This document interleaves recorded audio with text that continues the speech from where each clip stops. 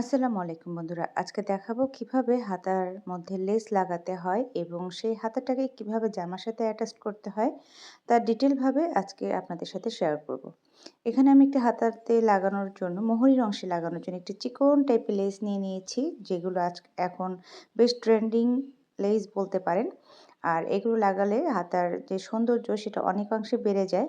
আমি এখানে প্রথমে হাতার মোহরিটাকে একবার মুড়িয়ে নিয়ে একটু সেলাই করে দিলাম।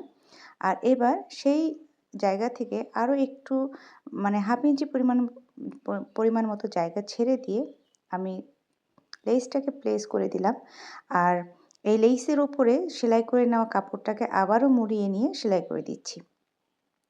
একটু ভালো করে লক্ষ্য করবেন আমি কিভাবে কাজটা করছি। আর এই কাজটা কিন্তু আমি সোজা পাশে করছি, অর্থাৎ হাতার কাপড়টাকে কিন্তু আমি সোজা পাশ করে রেখেছি এবং সেই সোজা পাশ করে রাখা কাপড়ের ওপরেই কিন্তু আমি লেসটাকে সেট করছি।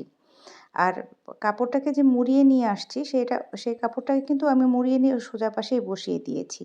এবার এই যে লেসটাকে সুন্দর করে বের করে নেব, আর এই যে কাপড়টাকে মুড়িয়ে আমি ওপরের দিকে বসিয়েছিলাম, সেই কাপড়টাকে মুড়িয়ে নিয়ে আমি পেছনের দিকে দিলাম, অর্থাৎ হাতার কাপড়ের নিচের দিকে দিলাম। দিয়ে একটু চাপ সেলাই দিচ্ছি। এই সেলাইটা কিন্তু লেসের উপরে দিতে হবে। আর ঠিক অপোজিট সাইডেই কিন্তু আরও একটি সেলাই দিয়ে দিব, যেটা নিচের যে পট্টি হিসেবে যে কাপড়টা সেট হলো সেটাকে আটকে রাখতে সাহায্য করবে। এবার এই যে হাতাটাকে আমি সমান করে ভাঁজ করে নেব। আপনার প্রয়োজন অনুযায়ী মোহরির মাপটা রেখে তারপর কিন্তু সেলাইটা দিয়ে দিবেন। আর এখানে এই যে দেখুন জামার বগলের সাথে হাতার বগলের মাপটা আমি মিলিয়ে দেখলাম ঠিক আছে কিনা। আপনারা অবশ্যই এই কাজটা করবেন, এতে করে আপনাদের হাতা লাগানোর সময় কোনো অংশে কাপড় কম অথবা বেশি হওয়ার সম্ভাবনা থাকবে না।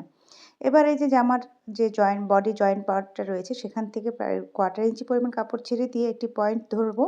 সেই পয়েন্টের সাথে হাতার জয়েন্ট পয়েন্টটাকে মিলিয়ে দিয়ে কাপড়টাকে সোজাভাবে বসিয়ে নেব। এই যে দেখুন কিভাবে করলাম। করে নিয়ে আপনার সুবিধা মতো সাইড থেকে লেফট অথবা রাইট সাইড, যেটা আপনার সুবিধা হবে সেলাই করতে, সেভাবে আপনারা হাতাটাকে সেলাই করে নেবেন। আর এক্ষেত্রে কিন্তু সেলাইয়ের জন্য আপনারা ততটুকুই কাপড় নেবেন যতটুকু কাপড় আপনারা সেলাইয়ের মার্জিন হিসেবে রেখেছেন। এখানে কিন্তু খুব বেশি কাপড় ধরে সেলাই না করাই বেটার। কারণ আমরা কিন্তু এখানে হাতার মানে কাঁধের অংশে যে পরিমাণ কাপড়টা রাখি তার থেকে যদি আমরা বেশি পরিমাণে কাপড় সেলাই করে ফেলি, তাহলে হবে কি কাঁধের দিক থেকে আর কি জামাটা একটু টাইট হয়ে যাবে। এইজন্য যতটুকু কাপড় রেখেছেন মার্জিন হিসেবে ঠিক ততটুকু কাপড় নিয়েই কিন্তু সেলাইটা করবেন। এই যে দেখুন আমার ভিডিওতে আমার কিন্তু কোনো অংশে কাপড় কম বেশি হয়নি, কারণ আমি হাতা লাগানোর শুরুতেই কিন্তু হাতার বগলের মাপটা নিয়ে নিয়েছিলাম। আশা করি ভিডিওটা ভালো লেগেছে। ভালো লাগলে লাইক, শেয়ার, কমেন্ট করতে ভুলবেন না।